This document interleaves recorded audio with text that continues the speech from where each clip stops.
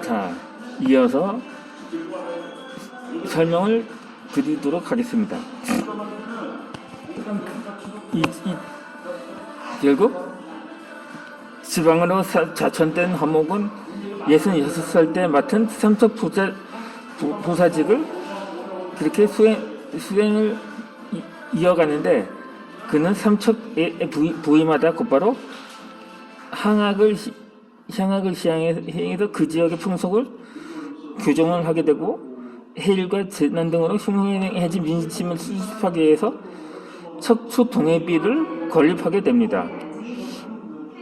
부사직에서 물러나기 직전에는 자신의 경험을 바탕으로 삼척의 풍물과 제도를 기록한 척추지를 편찬하기도 합니다. 그러나 그의 부사직 수행은 22개월 만에 중단이 되고 맙니다.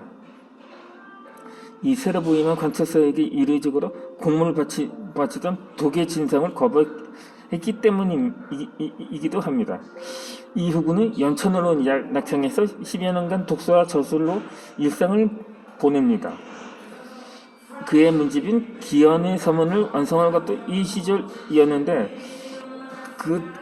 그의 나이가 3살 때였습니다. 그의 문집을 남딸이 기현이라고 명명한 것은 말하면 반드시 써놓고 날마다 방상을 힘쓰겠다는 각오를 다지라 했기 때문이었던 것이었죠. 당시 낙향에서 말년을 보내던 허목은 헌종 15년 차에 이 가빈 예송이 시작되자 다시 남인의 입장을 대변하게 됩니다. 효종이 비인 인선왕후를 위해서 자의대비가 입을 상복의 종로를 둘러싼 이때의 논쟁에서 서인들은 했던 것입니다.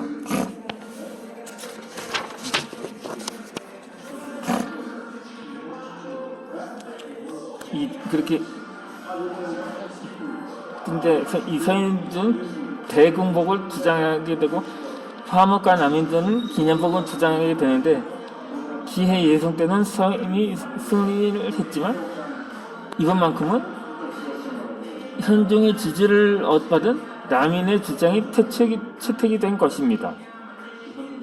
그 결과 가빈 예송 직후에 승한 헌종에 의해서 숙종이 14살의 나이로 보위를 잇는 혼란한 정국 속에서 남인이 정국을 주도하게 됩니다. 이렇게 남인 정권이 수립된 직후에 허목은 사부 대사원에 임명이 됩니다. 그의 나이가 80살 때였는데, 이때 숙종은 그를 불러들이면서 이렇게 말했습니다. 이 오늘 경을 보니 비록 연로하지만 근력은 쇠약하지 않으니 사퇴하지 말고 나를 도우라고 어린 나이에 즉위한 숙종으로서 남인 영수의 전폭적인 지지가 필요했음을 우회적으로 표현한 말이기도 합니다. 이 시절의 숙종은 그를 붙잡아주기 위해서 다음 해에는 81살의 그에게 이조 참판과 의정부 우참탄, 의정부 좌참선에 이르는 직책을 연이어 맡기게 된 거죠.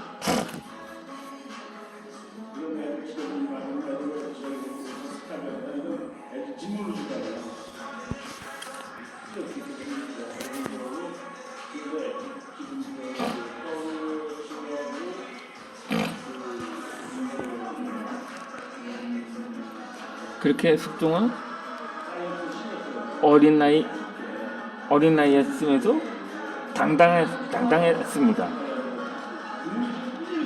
숙종은 제2 첫 해인 12월 첫 해에 주수 도서를 지어서 신하들을 훈계하기도 했는데, 임금이 배라면 서민은 물이라고 그렇게 하면 그에 이어서 물은 배를 띄우기도 하지만 배를 뒤집어 엎기도 한다라고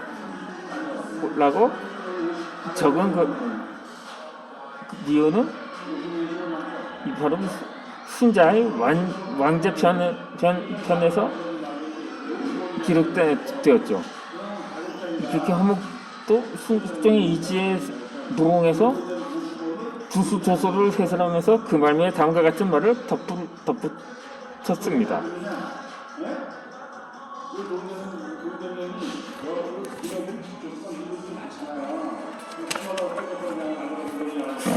임금은 배와 같고 백성은 물과 같은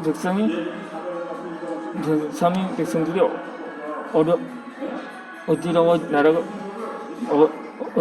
어지러워지면 나라가 멸망하고 물이 출렁거리면 배가 뒤집힌다.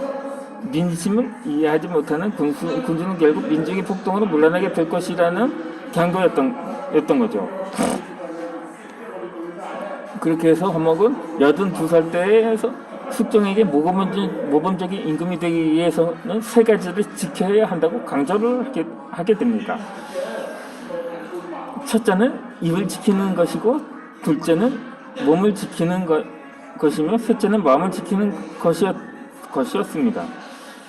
입을 지키면 망령된 말이 없게 되고, 몸을 지키면 망령된 행실이 없게 되고, 마음을 지키면 망령된 행동이 없게 된다는 것입니다.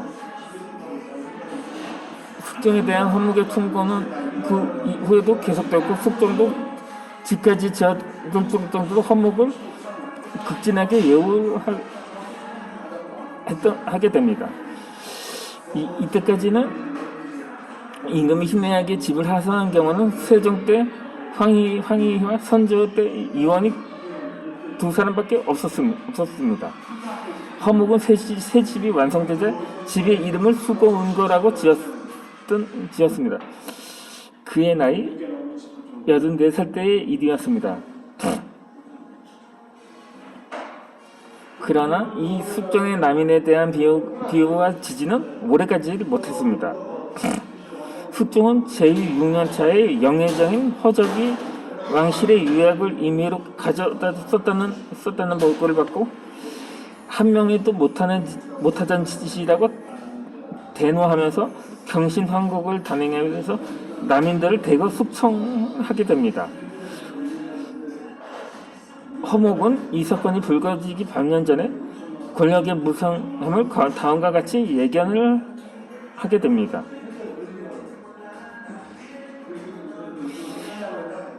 큰 권력이란 마치 용이 지나가는 곳과 같다. 반드시 뇌성방력하면서 변화가 장당하고 나무와 돌을 뻗고 산과 내를 움직인다. 권력이 떠나갈 때도 마찬가지인데 그가 일찍이 두려워할 줄 모르니 애석한 일이다. 그는 허족을 지목한 거죠. 그해 5월에는 사한부와 사관원의 탄핵을 받고 파직되었고 그의 이름도 벼슬아치의 명부인 사관에서 삭제가 되었습니다. 이 허목은 이 고문을 좋아했는데 그 고문이라고 해서 사람을 잡아다 조사한 뒤에 자백을 받아내기 위해서 하는 신체적인 상해를 입히는 그런 거에 아니라 고전 문학을 줄여서 말한 거죠. 물론 저는 현대문을 더 좋아합니다. 좌우지간 그는 평생 옛사람의 교훈을 따라서 자신을 지키려 했지만 그에게서 허물이 없진 않았던 것이었죠. 그래서 그는 말은 행동을 덮지 못했고 행동은 말을 실천하지 못했다며 스스로 책망을 하기도 했던 것이옵니다. 당시 자신이 임종을 앞둔 상황에서도 주역이라는 문집을 곁에 두고 누워서 읽던 미수 허목은, 그러니까 이 자신의 호흡대로 실제로 미수 88이라는 말이죠. 이 말은 1682년 4월에 제자들에게 마지막 유언을 남기고 생을 마감하게 됩니다.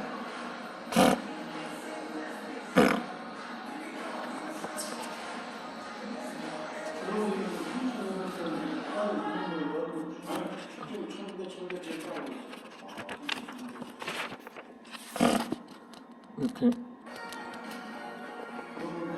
자, 그러면 나머지 커피를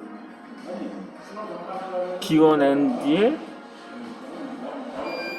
이어지는 영상에서는 또 다른 인물을 소개하고자 합니다.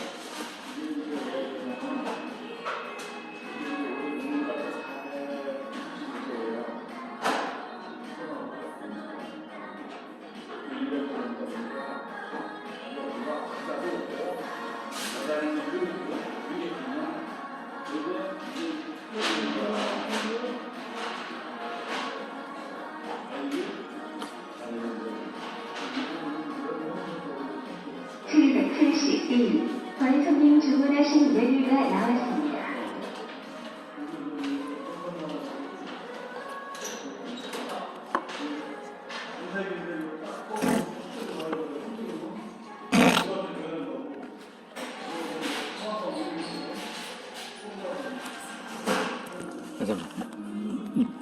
방금 국제전화가 왔는데 끊어지질 않았네요.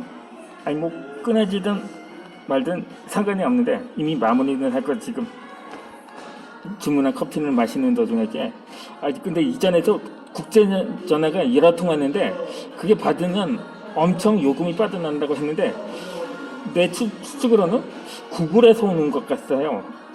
그래도 지금 아직은 상황이 아닌 관계로 어찌되었든 제가 영상은 이어서 영상 또 다음 인물에 대해서 소개를 해드리도록 하겠습니다.